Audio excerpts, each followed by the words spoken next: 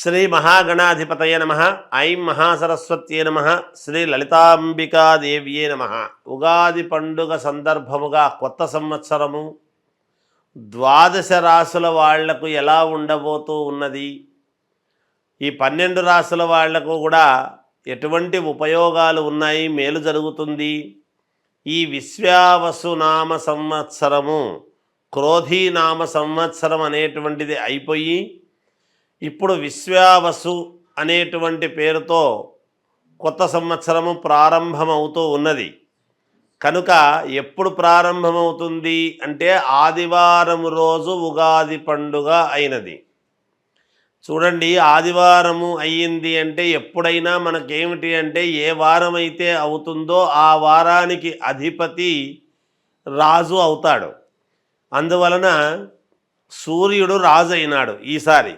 ఇక్కడ సూర్యుడు రాజైనాడు అని అనంగానే ప్రతి వాళ్ళ జీవితంలో కూడా రవి అంటే సూర్యుడు ఉన్నతమైనటువంటి స్థితిలో ఎవరెవరి జాతకాల్లో అయితే ఉంటాడో వాళ్లకు అద్భుతమైనటువంటి ప్రకాశాన్ని ఇస్తాడు, ఆరోగ్యాన్ని ఇస్తాడు. మామూలుగా గ్రహాలకు రాజు రవి మనకు తెలిసినటువంటిదే. కానీ ఎవరెవరి జాతకాల్లో అయితే సూర్యుడు అనుకూలవంతముగా ఉంటాడో వాళ్లను ఒక ఉన్నతమైనటువంటి స్థితికి తీసుకువెళ్ళటం అనేటువంటిది జరుగుతుందిగాక. కాబట్టి ఇవి రాసులు అని చెప్పటం అనేటువంటిది సామాన్యముగా ప్రతిసారి చెప్పినట్టుగానే చెబుతాం. ఎవరు ఆందోళన చెందాల్సినటువంటి పనేమీ లేదు. నిజానికి అందరికీ అద్భుతముగానే ఉంటుంది. చిన్న చిన్న ఏవో దోషాలు అవి ఇవి ఉంటే కాస్త పరిహారాలు అనేటువంటివి సర్వ సామాన్యమైనటువంటి విషయమే కదా. అందువలన ఎవరెవరైతే వాళ్ళ లగ్నాన్ని బట్టి, ముందు లగ్నం అనేటువంటిది చాలా అవసరం. ఎప్పుడు కూడా ఏ లగ్నములో పుట్టాము, లగ్నానికి ద్వితీయంలో ఎటువంటి గ్రహాలు ఉన్నాయి, ఇవన్నీ కూడా చాలా చూసుకోవాల్సినటువంటి అవసరం ఏర్పడుతుంది. అందువలన ఈ విశ్వావసునామ సంవత్సరము కొత్త సంవత్సరము సందర్భముగా 12 రాసుల వాళ్లకు ఒక్కసారి ఎలా ఉంది ఏమిటి అనేటువంటి విషయాన్ని ఇప్పుడు మనం తెలుసుకోబోతూ ఉన్నాము. సింహరాశి వారికి ఈ ఉగాది పండుగ, విశ్వావసునామ సంవత్సరము ఉగాది పండుగ నుండి మళ్ళీ వచ్చే ఉగాది పండుగ వరకు కూడా ఎలా ఉంది అంటే బాగుంది, అనుకూలవంతముగా ఉంది అనే తెలియజెప్పాలి. ఆదాయము 11, వ్యయం 11, రాజపూజ్యత 3, అగౌరవము 6. బాగుంది అంటున్నారు కదా గురువు గారు, మరి ఆదాయం 11 ఉంది, వ్యయం 11 ఉంది కదా అంటే వస్తుంది, వస్తూ ఉంటుంది, వెళుతూ ఉంటుంది. ఏదైనా మహాలక్ష్మీదేవి అనుగ్రహం అదే కదా. రావటము, దాచిపెట్టుకోవడం కంటే మళ్ళీ ఖర్చు పెట్టడం, ఇది ఇలా పెడుతూ ఉంటే అలా వస్తూ ఉంటుంది, ఇలా పెడుతూ ఉంటారు. ఆ పెట్టడం అనేటువంటిది దేనికి? స్థిరాస్తులు కావచ్చు, బంగారము కావచ్చు, వ్యాపారాలు కావచ్చు, అనుకూలవంతమైనటువంటి దానికే పెడతారు కదా. సింహరాశి వాళ్ళు అంత సులభముగా మనం ఏదో ఇబ్బందులు గురవుతారు అని అనుకోవడానికి లేదు. ఎందుకంటే అక్కడ ఉన్నటువంటి పరిస్థితి అలా కనపడుతూ ఉన్నది. కాబట్టి ఖచ్చితముగా మేలే జరుగుతుంది గాక. నరదృష్టి అనేటువంటిది ఈ రాశి వాళ్లకు చాలా ఉంటుంది. దీన్నే అధిగమించాల్సినటువంటి పరిస్థితి. అధిక శ్రమ, సమయానికి డబ్బులు లేకుండా చివరి నిమిషంలో అందడము లాంటివి జరగటము, మానసికంగా ఆందోళన కలిగి చివరికి పడడం లాంటివి జరగటము, ఇలాంటివన్నీ కూడా ఉంటాయి. అంతేకాకుండా బంధువుల వలన కొన్ని ఇబ్బందులు, తద్వారా యోగము మీకు అది ఉంటుంది గాక.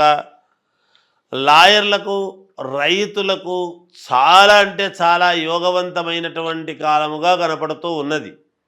ఎందుకంటే రైతులకు మంచి ధనాదాయము, మంచి పంటలు పండటము అవన్నీ కూడా జరుగుతాయి. కీర్తి ప్రతిష్టలు అనేటువంటివి అనేక రకాలలో, అనేక రంగాల్లో మీకు వచ్చేటువంటి పరిస్థితి ఉన్నది. అనుకున్నది ఖచ్చితముగా 100కి 100% సాధించి తీరుతారుగాక. మనస్సంకల్పము, మనోసంకల్పము, మనోనిబ్బరము అనేటువంటిది ఉంటే తప్పకుండా మీకు విజయం మీ వైపే ఉంటుంది. ఐఏఎస్, ఐపీఎస్ ఆఫీసర్లకు ఆఫీసర్లందరూ కూడా చాలా పట్టుదలతో పనిచేస్తారు, చాలా కసితో పనిచేస్తారు ఈ సంవత్సరం. అలా పనిచేసి దైవానుకూలంతో బయటపడడం అనేటువంటిది జరుగుతుంది. ఐఏఎస్ ఐపీఎస్ ఆఫీసర్లు, సినిమా రంగంలో ఉండేటువంటి వారికి, రాజకీయ రంగంలో ఉండేటువంటి వాళ్లకు కొన్ని కొన్ని పనులు చాలా దగ్గరి వరకు వచ్చి తప్పిపోవడము, తర్వాత మళ్ళీ వాటిని అందుకొని మీరు ముందుకు పోవటం అనేటువంటిది కూడా జరుగుతుంది గాక అధిక శ్రమ అనేటువంటిది చాలా ఉంటుంది. తద్వారా ఆ శ్రమ పడినటువంటి దానికంటే మూడింతలు మీరు సంపాదించుకోగలుగుతారు గాక. విద్యార్థులకు చాలా అద్భుతముగా ఉన్నది. విదేశాలలో ఉండేటువంటి వాళ్లకు చాలా యోగదాయకముగా ఉన్నది గాక.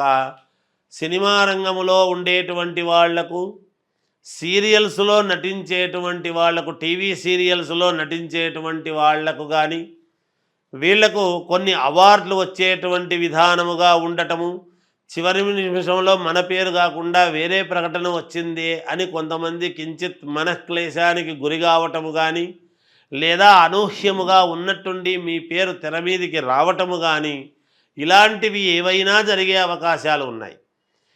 ఏది ఏమైనా ఈ రాశివారికి చాలా యోగదాయకమైనటువంటి విషయముగానే కనపడుతుంది కాబట్టి మీకు తప్పకుండా విజయం లభించి తీరుతుంది అనేటువంటిది తెలియజేస్తూ, 12 రాశుల వాళ్లకు కూడా అంటే మేషము నుండి మీనరాశి వరకు కూడా మీ జాతకపరంగా ఏదైనా లోపాలు ఉంటే చేసుకునేది చేసుకుంటూ, విశ్వావసునామ సంవత్సరములో మీరు ఎటువంటి పరిహారాలు చేసుకుంటే మేలు జరుగుతుంది అని గనక అనుకున్నాము అంటే, గోవుకు అంటే ఆవులు ఉంటాయి, ఆవులో 33 కోట్ల దేవతలు ఉన్నారు అనేటువంటిది ప్రతీక అందరికీ తెలిసినటువంటి విషయమే.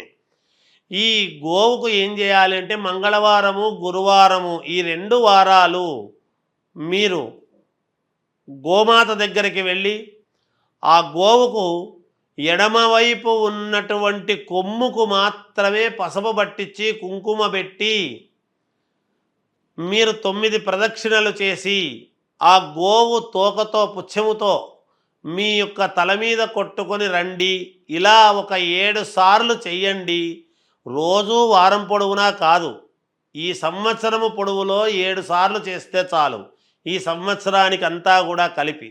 లేదా ఈ ఉగాది పండుగ అయిన నెలలోనే 7 సార్లు చేసుకున్నారు అంటే కూడా సంవత్సరం అంతా పని చేస్తుంది. అది కూడా కాదా అంటే ఓ శ్రావణ మాసమో, కార్తీక మాసమో ఇలాంటి మంచి మంచి మాసాల్లో చేస్తాము 1-2 సార్లు అనుకొని అలా చేసుకున్న పుణ్యఫలమే.